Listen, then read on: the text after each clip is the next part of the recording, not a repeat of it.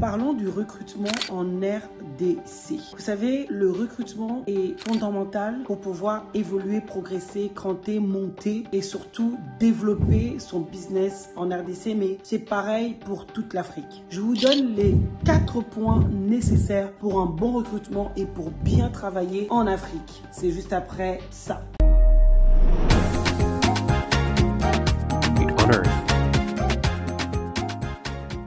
Bonjour à tous, je m'appelle Bijou Kounsi, je suis entrepreneur spécialisé dans l'investissement immobilier et business en Afrique et également en France. Je suis business coach et j'accompagne depuis plusieurs années les personnes à diaspora à investir au Congo et d'autres en conseil de business et surtout comment avoir de la rentabilité avec ses biens. C'est de ça qu'il s'agit. Dans cette chaîne, nous parlons de business, nous parlons de l'investissement immobilier et nous parlons de mindset. Parce que sans le mental, la famille, sans le mental, les amis, il est impossible, je dis bien impossible de faire émerger notre beau continent l'Afrique et notre beau pays, le Congo. Clairement. Je vais vous parler de recrutement car le recrutement est fondamental.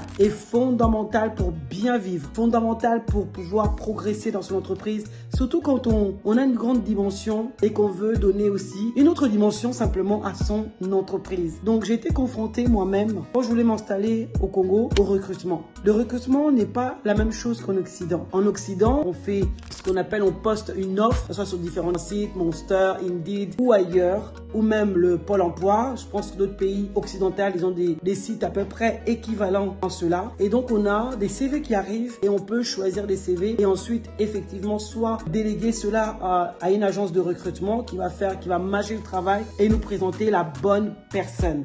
Et nous, on n'a plus qu'après à pouvoir avoir l'entretien et savoir avec qui réellement il va travailler et pouvoir matcher si ça matche déjà les caractères, etc., les valeurs de l'entreprise et par rapport à ses attentes, si ça matche avec nous. Laissez-moi vous dire qu'en Afrique, ce n'est pas la même chose. Du tout. Au Congo, c'est pas la même chose. Déjà, il n'y a pas forcément de site pour pouvoir trouver. Moi, j'ai essayé plusieurs méthodes. J'ai essayé la première méthode d'engager une personne que déjà on m'a recommandé et c'était peut-être plus facile pour moi. Et donc, on a bien travaillé, sauf que la personne avait les mains longues. Donc, partant d'une personne bien, on pouvait l'envoyer, rentrer. En fait, il faisait son travail. Il travaillait bien. Il pouvait franchement, c'était quelqu'un de bien, entre guillemets. Sauf qu'à un moment donné, quand les clients commençaient à m'envoyer un peu d'argent, donc un jour, il a carrément perdu son porte-monnaie. Enfin bref, c'était une histoire à dormir debout. Donc, on s'est rendu compte qu'il commençait à avoir les bras un peu longs. Donc, j'ai dû m'en séparer. Et donc, c'est ça aussi. Avoir un bon recrutement, c'est aussi savoir les bonnes personnes. Et malheureusement, on peut pas le savoir parfois à l'avance. Et donc, j'ai fait un recrutement par recommandation. On m'a recommandé cette bonne personne, surtout parce que cette personne disait loyal, mais il faut faire quand même attention. Mais il était serviable. Voilà, c'est ça. Il était assez serviable. Il connaissait l'ordinateur. Moi, j'avais besoin de quelqu'un qui était assez dynamique sur les réseaux sociaux,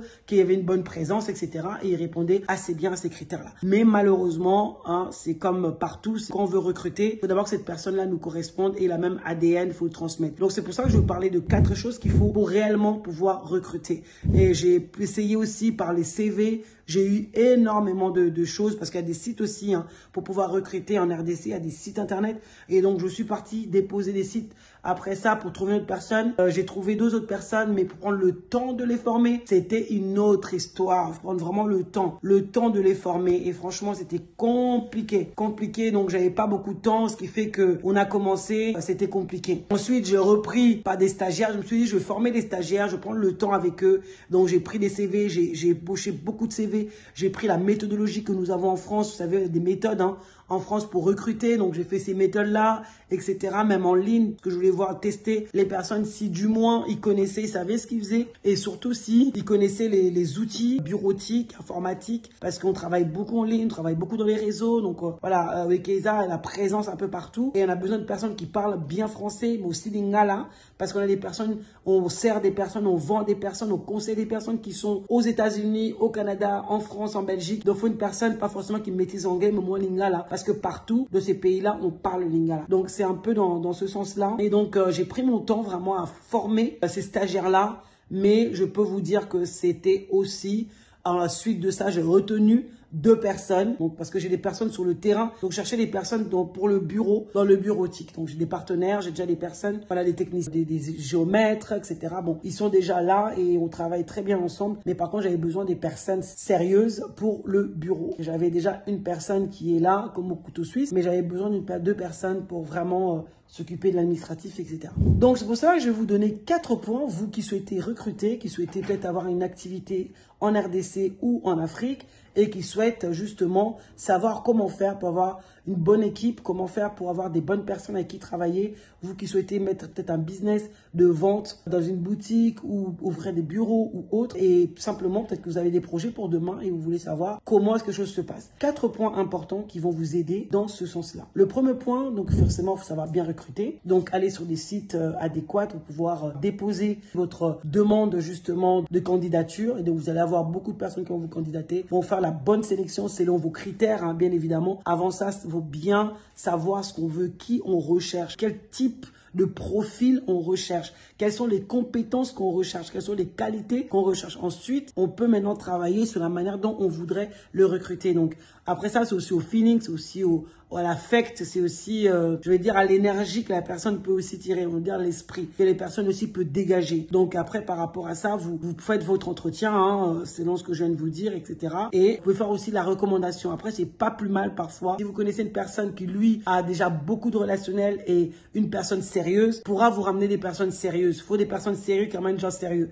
Ne demandez pas des gens qui sont pas sérieux de vous ramener des gens sérieux. Voilà, on est d'accord quand même. Ça ne marche pas toujours. Donc, il vaut mieux prendre des personnes sérieuses, vous leur demandez, etc. Ou sinon, vous pouvez passer par des entreprises de recrutement. Donc, moi, j'en connais une aussi. Donc, vous pouvez prendre des entreprises de recrutement qui vont faire le recrutement. Et donc, ces personnes-là vont vous permettre justement de pouvoir faire des activités tranquilles, surtout si vous êtes entre 2 continents comme moi. Et donc, la première chose aussi, donc la deuxième chose qu'il faut savoir, c'est s'adapter. C'est quand on prend une personne, il faut savoir s'adapter à la culture et à la mentalité.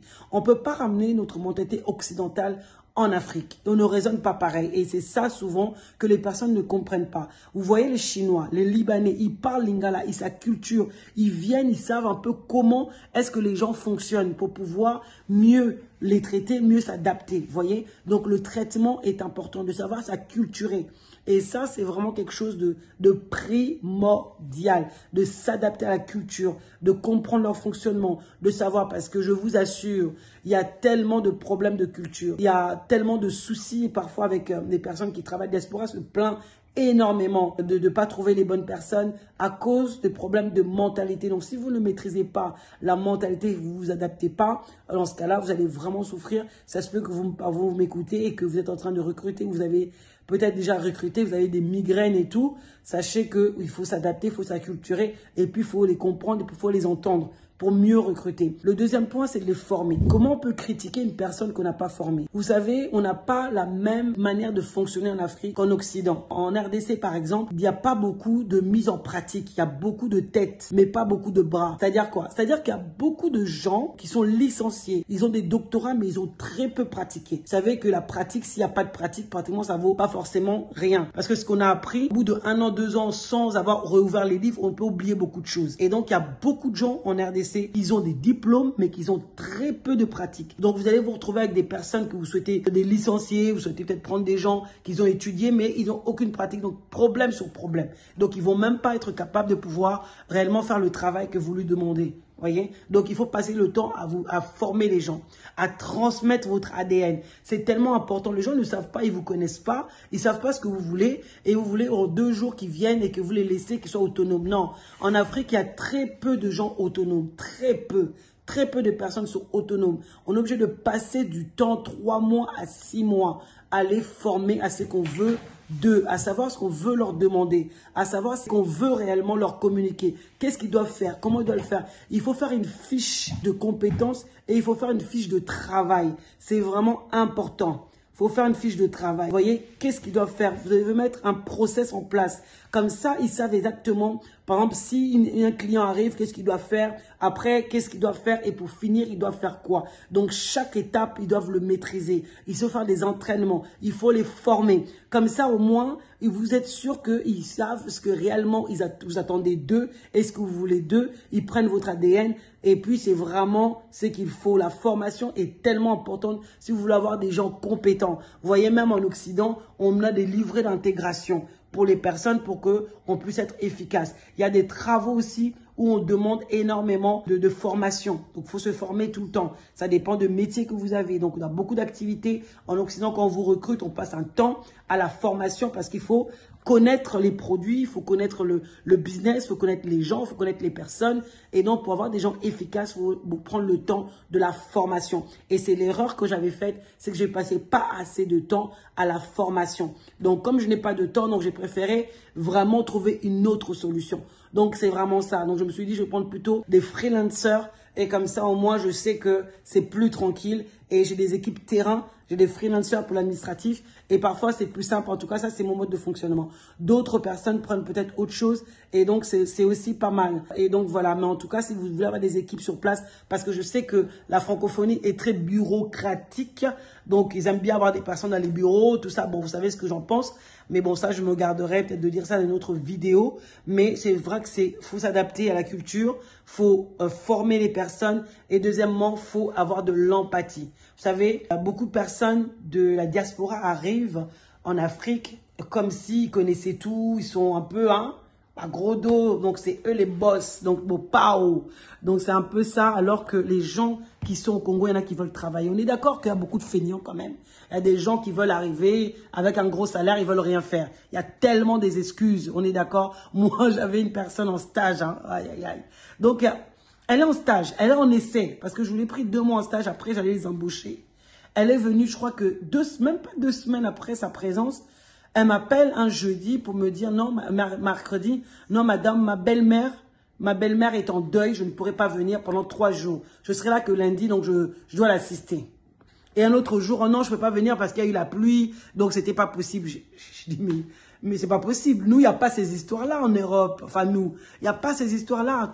Ta belle-mère, elle est malade ou elle est quoi? Ok, tu prends une journée, mais tu ne prends pas 3 jours. Et puis quand tu arrives, tu dis non, c'est normal, il faut que tu me payes. Parce que c'était un stage payant. Tu me payes. Donc, tu me payes parce que est-ce que j'ai pas le droit d'être avec ma grand-mère à Koufeli? C'est quoi? Maintenant, je fais comment? J'ai rigolé, j'ai dit non, c'est pas possible. Donc, on n'a pas les mêmes mentalités, c'est pas la même chose. Et parfois, c'est vrai que parfois, quand tu leur donnes pas une directive claire, ils peuvent rester comme ça toute une journée, ils font rien. Si je leur dis rien, ils vont même pas chercher. Ils ne vont pas chercher à faire quelque chose. Donc, ils vont rester là, à être passifs, à t'attendre. Si tu ne leur dis rien, ils vont pas non plus te dire, oh, j'ai rien, madame. Donc, rien. Donc, faut vraiment savoir aussi comment manier. Mais il y a aussi des choses que nous aussi, nous faisons mal, c'est qu'on les maltraite. Il y a des gens des diasporas qui maltraitent les employés, les parlent mal comme si c'était des chiens. Même vos femmes de ménage, même vos chauffeurs. C'est des personnes clés de votre vie qui peuvent vraiment vous nuire, qui peuvent vous mettre aussi des choses dans vos histoires ou même vous. Les gens de maison, c'est des gens qui vous protègent. Vos salariés, vos employés, c'est des gens qui vous protègent aussi. C'est des gens aussi qui, si vous êtes bien avec eux, ils vous mettront bien. On est d'accord qu'il y a aussi des gens qui sont un peu malades. Même si vous les mettez bien, ils veulent toujours plus. Et puis, c'est pas eux qu'on parle. On parle des employés sérieux, mais qui ne savent pas comment travailler. Apprenez-les à travailler. Adaptez-vous à la culture. Et soyez empathiques. Payez-les bien et traitez-les bien. Écoutez aussi les personnes sur place. Parce que vous savez, moi, dans le métier que je fais dans l'immobilier et dans le conseil, vous savez, quand on écoute les personnes, quand tu viens quelque part, faut écouter. Parce que on doit apprendre la danse du pays. Tu peux pas venir à ta danser comme tu vas te trouver bizarre, danser comme tu dansais je ne sais où. Ici, ils connaissent pas, ils vont te voir bizarre, il faut que tu danses d'abord le danse du pays. Après, tu peux leur apprendre notre danse. Vous voyez, comme ça, ils savent, ils peuvent s'adapter à toi et puis ils voient que tu t'adaptes aussi. Donc, il faut qu'on connaisse les cultures, qu'on connaisse aussi les jours fériés, savoir aussi leur faire du bien, ils nous le rendront. Donc, et aussi, savoir aussi rentrer cela aussi dans l'heure, ce n'est un problème pour eux, le retard, s'il y a trop de bouchons. Donc, tout en tout cas en Afrique ou en tout cas en RDC n'est pas grave. Donc, ils ont des problèmes de bouchons. Bon, écoute, patron, qui a un problème à bouchon, hein. Donc, c'est rien, en fait. Donc, il faut savoir s'adapter, savoir comment travailler avec ces personnes-là, parce que parfois, on peut passer à côté des personnes clés à cause de petites choses qui peuvent parfois nous agacer, mais il faut savoir bien traiter ses salariés, il faut savoir mettre des process en place, il faut savoir mettre des réunions en place, il faut savoir mettre des challenges en place, il faut savoir aussi les soigner, parce qu'il faut savoir que le soin en RDC, c'est les soins à l'hôpital, les deuils, tout ça. En tout cas, le patron participe toujours. Le mariage, en tout cas pour eux, ils s'attendent que le patron participe. Il y a plein de choses comme ça que nous ne savons pas parce qu'on vient de l'Occident. Mais il faut savoir qu'il y a plein de choses aussi dans la loi qui rentrent en compte. Il y a aussi les droits du travail, les droits du salarié. Il y en a aussi en RDC. Et il faut savoir aussi que le fait de bien travailler, de bien les former, s'adapter, d'avoir de l'empathie pour eux, de bien les traiter également, ça contribue aussi à ce qu'ils font du bon travail. Et donc, surveiller aussi le travail parce que c'est vrai qu'on peut très bien être bien avec une personne qui, on l'a bien formée, tout va bien, etc. Mais derrière ça, on ne peut pas tout leur laisser aussi à la... Voilà, ouh, faut aussi, oh, quoi, voilà, je dis ouh, on peut pas laisser aussi tout à l'aventure. Il faut surveiller la dépendance. C'est pas dans le monde du bureautique, hein. Ça n'existe pas quand tu es patron de laisser les gens indépendants, non. On laisse les gens dans l'autonomie, oui, mais pas dans l'indépendance. Donc, il faut surveiller, même quand on te délègue les tâches, il faut savoir surveiller les tâches qu'on délègue. Et là, je pense qu'au fur et à mesure, je pense qu'au bout de 6 mois, 1 année, donc c'est assez long, on peut avoir des bonnes équipes avec qui on travaille, des gens sérieux. Moi, j'ai réussi à me faire des bons partenaires avec qui on travaille, donc ce sont des gens sérieux. Mais c'est vrai qu'en termes de recrutement humain, c'est du travail, c'est du boulot, c'est donné, mais aussi, c'est aussi un beau challenge, c'est une belle aventure. Moi, j'ai toujours dit, on n'échoue jamais. C'est des aventures dans la vie. Si ça n'a pas réussi un recrutement, j'en fais un autre et je sais que ça va réussir. Voilà la famille, dites-moi ce que vous en pensez de cette vidéo. Est-ce que vous avez déjà recruté de votre côté? Comment ça se passe et comment ça s'est passé? Mettez dans les commentaires et partagez avec nous votre expérience pour que nous puissions aussi en bénéficier. Nous sommes arrivés à la fin de cette vidéo. J'espère que ça vous a apporté un plus. Donc, n'hésitez pas à revenir vers nous sur le besoin des espaces de terre. Que ce soit à Mwanda ou à Maluku, nous serons heureux de vous servir. Soyez propriétaire dans votre propre pays. C'est aussi protéger la terre, ma belle, pour la rater. C'est comme le bon vin. Plus vous en prenez, vous le sécurisez, plus vous en avez et plus vous assurez un avenir et mieux c'est pour la rentabilité.